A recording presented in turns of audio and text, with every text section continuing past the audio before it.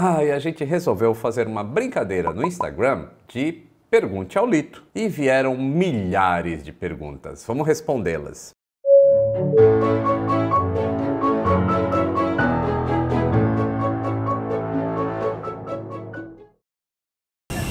Saudações aeronáuticas!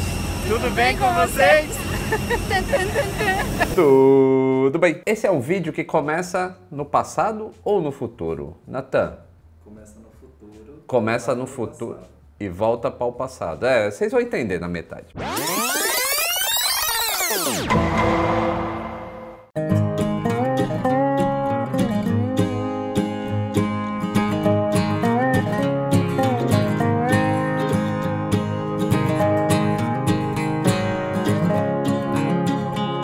Por exemplo, tem essa aqui do Luciano Nogueira. Ele pergunta: Lito, como é feita a inspeção e manutenção regular dos assentos do avião?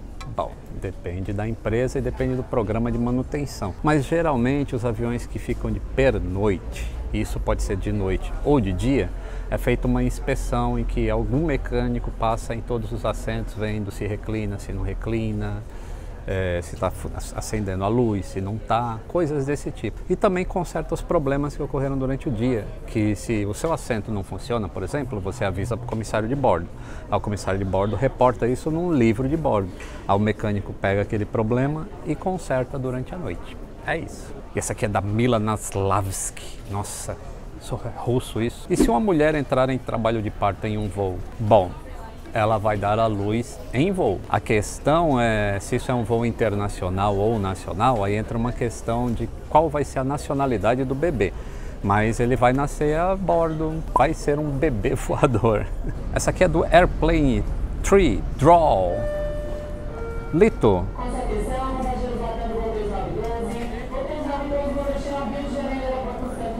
Alguns momentos depois... Lito, por que a Boeing não lança logo um sucessor para o 737 melhor do que só atualizar? Ah, olha, Airplane, então, um avião, se ele começar a ser desenhado hoje, ele vai demorar 10 anos para começar a voar.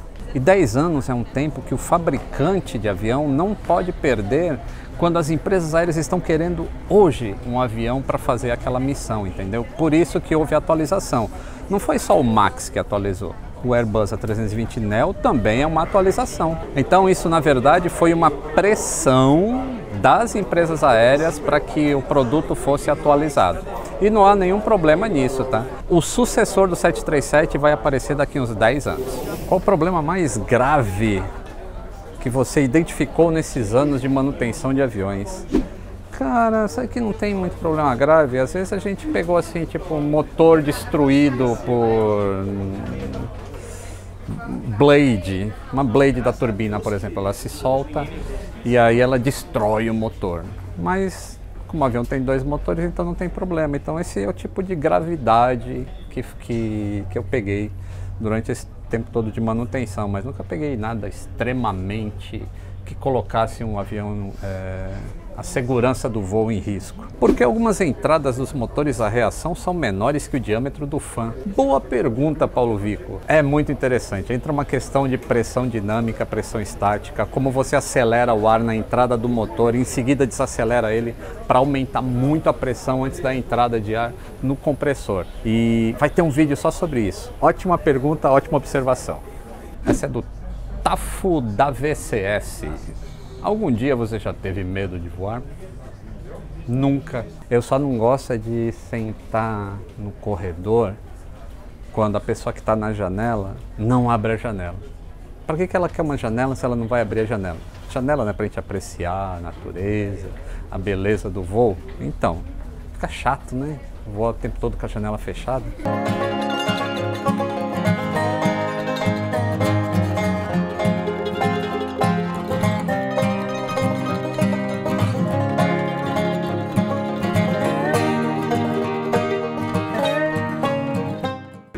Para decolarmos, permaneça sentado com seu cinto afivelado. Atenção, tripulação, procedimento de portas. Gonza Zegade. Vou ler na língua dele, tá? Quais são os aeropuertos alternativos del vuelo SCL SID? Quais são os aeroportos em que o avião pode alternar na rota Santiago para Sydney? Porque o voo inteiro é feito sobre o mar depois que sair de Santiago. Teria que ver o plano de voo, mas eu desconfio que a Ilha de Páscoa é um dos aeroportos alternativos. Mas como esse voo, por enquanto, está sendo feito com um avião quadrimotor, as chances dele alternar são bem pequenas. Em breve, esse voo vai ser feito com bimotor também. E aí teria que ver os aeroportos na rota, mas que eu me lembre agora, sem ter um mapa aqui, Ilha de Páscoa. O AT Fred, ele pergunta assim, qual a velocidade mínima de um avião comercial a jato para não estolar? Depende muito de que avião a gente está falando, mas ali por volta de 90 nós, e aí depende se o avião está sujo ou limpo. E sujo ou limpo é em relação a se o flap está baixado, se trem de pouso está para baixo, se não está, isso tudo afeta a velocidade de stall. Mas com o avião aí flapeado e tudo mais, por volta de 90 nós, ele entraria já, estaria no pré-stall.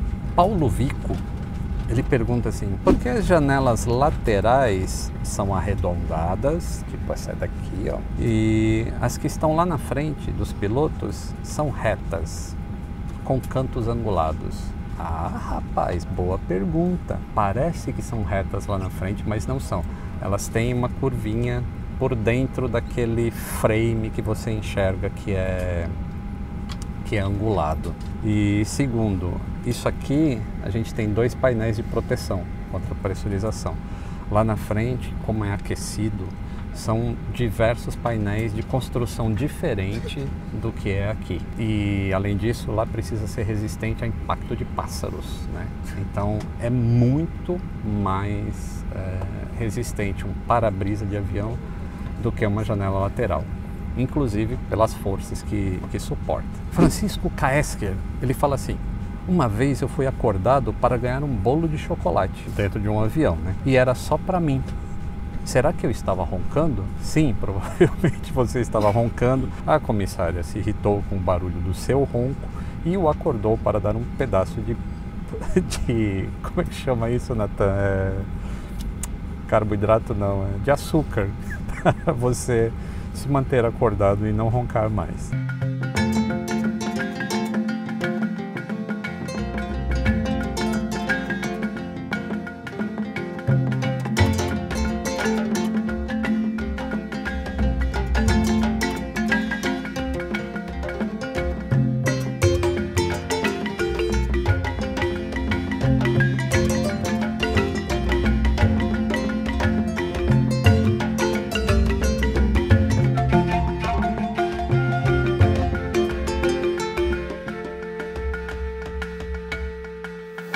Natan fez uma brincadeira no Insta pedindo pro pessoal fazer pergunta para mim, e aí veio muita pergunta.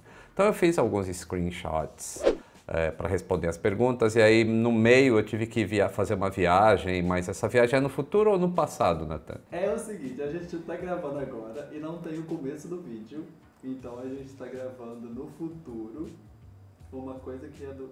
Acho que eu tô errado. Eu também acho. Você tá totalmente perdido. Mas enfim, eu já respondi algumas perguntas. Isso foi durante um voo, no aeroporto, numa confusão. E agora vamos terminar, porque não deu tempo de terminar, porque teve que embarcar para fazer a viagem. Então, continuando. Essa pergunta é do Henrique Zalaf. Tenho muito medo de voar. Há alguma coisa que eu possa fazer para perder o medo? Tem sim. Você pode assistir aos vídeos do canal e parar de ler notícias de aviação na mídia em geral. Vai melhorar muito o seu medo de voar. Pergunta do Márcio Inforzato.